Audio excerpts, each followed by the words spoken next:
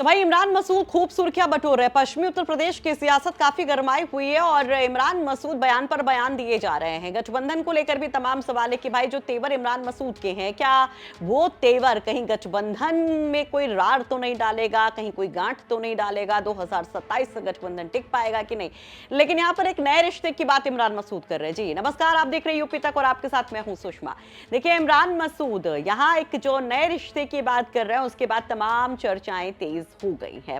अब ये रिश्ता किसके साथ इमरान मसूद बनाना चाहते हैं और क्या इसके लिए कांग्रेस भी तैयार होगी, और क्या इसके लिए राहुल गांधी, प्रियंका गांधी, अखिलेश यादव को भी छोड़ेंगे, या फिर तीनों मिल करके यहां पर सियासी समीकरणों को पलट कर रख देंगे और बीजेपी को उस चुनावी भंवर में फंसा देंगे।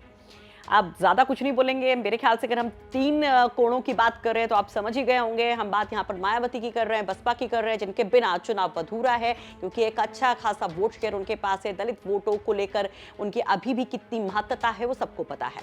तो ऐसे में इमरान मसूद जब लखनऊ पहुंचे तो उनसे हमारे वरिष्ठ सहयोगी कुमार अभिषेक ने उनकी बयानबाजी को लेकर, उनकी तलखियों को लेकर सवाल पूछा, गठबंधन को लेकर कि समाजवादी पार्टी के गठबंधन के साथ क्या आप खुश नहीं है और क्या बसपा के साथ गठबंधन करना चाहते हैं। तो जैसे ही मायावती का जिक्र होता है, मानो इमरान मसूद की आंखें टिमटिमा जाती हैं। और यहां पर इमरान मसूद एक बड़ी सलाह बहन जी को देते हैं, मायावती को देते हैं, और साथ साथ एक बड़ा इशारा भी कर देते हैं। सुनिए जरा। बहुजन समाज पार्टी को बहुत विचार करना चाहिए। अगर बहन जी ने इस बार विचार न किया तो जिस विचारधारा को लेकर के उन्होंने मूवमेंट बनाया था और मिशन मूवमेंट खड़ा किया था वो खत्म हो जाएगा। उनको बहुत मंथन करना चाहिए।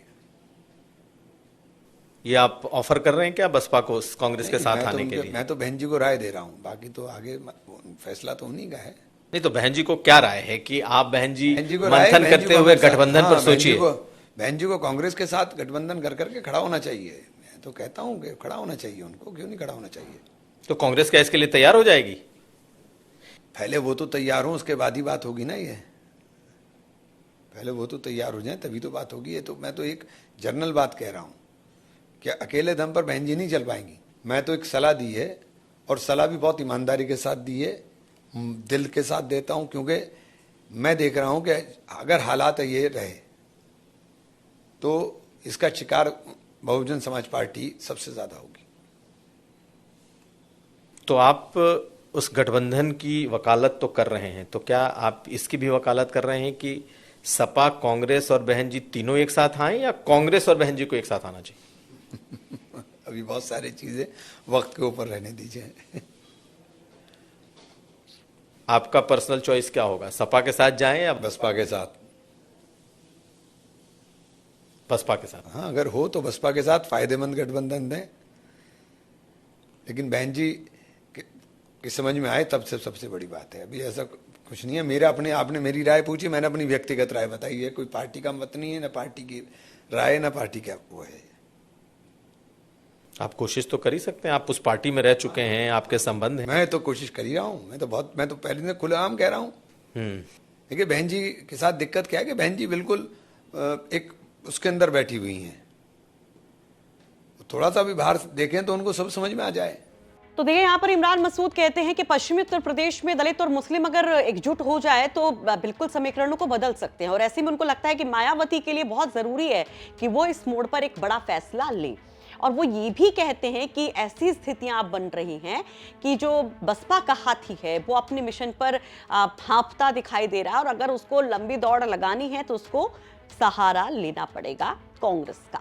तो यहाँ पर एक बड़ी बात इमरान मसूद कहते हैं। लेकिन जो सबसे महत्वपूर्ण बात है वो ये है कि ये इमरान मसूद 2022 चुनाव के बाद बसपा की भी सवारी कर चुके हैं, हाथी पर भी बैठ चुके हैं। जी आपको याद होगा कि 2022 का जब चुनाव था तो उस वक्त इमरान मसूद को समाजवादी पार्टी बड़ी अच्छी लग रही थी, और वो कह रहे थे कि बीजेपी को अगर कोई रोक सकता है तो वो समाजवादी पार्टी है। और चुनाव से ऐन वक्त पहले इमरान मसूद कांग्रेस को छोड़ करके समाजवादी पार्टी ज्वाइन करते हैं। होता ये कि पार्टी में तो आते हैं लेकिन टिकट नहीं पाते, ना उनको यहां पर चुनाव लड़ने का मौका मिलता है, ना उनके तमाम सहयोगियों को। और इसके पीछे वजह आशु मलिक बताए जाते हैं कि आशु मलिक ने यहां पर मामला सारा खराब कर दिया। खैर, चुनाव हो जाता है, टिकट नहीं मिलता, मन महसूस कर बैठ जाते हैं इमरान मसूद और फौरन एक बड़ा फैसला भी ले लेते हैं। चुनाव बाद वो हाथी पर सवार हो जाते हैं, बसपा ज्वाइन कर लेते हैं और ज्यादा देर तक वो हाथी की भी सवारी नहीं कर पाते हैं।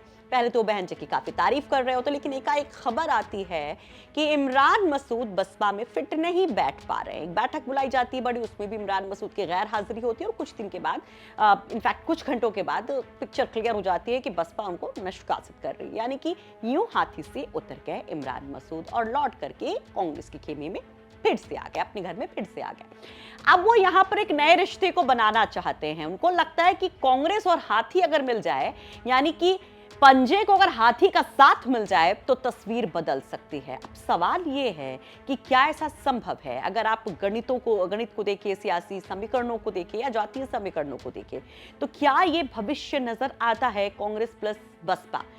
इसके साथ क्या वाकई में यहाँ पर मुश्किलें बीजेपी की बढ़ेंगी या फिर अखिलेश यादव की बढ़ेंगी? और जो सवाल यहाँ पर बड़ा पूछा भी गया था कि आप यहाँ पर तीनों को मिलाकर के रिश्ता बनाना चाहते हैं या सीधे बसपा के साथ जुड़ना चाहते हैं, तो उस पर क्लियर कट मैसेज दे दिया गया इमरान मसूद की तरफ से। साफ साफ ये भी कह दिया कि भाई मैं तो पूरी कोशिश कर रहा हूं कि ऐसा हो जाए, कांग्रेस के साथ हाथी आ जाए और बेहतर विकल्प होगा, समाजवादी पार्टी से बेहतर विकल्प गठबंधन के लिए बसपा होगा।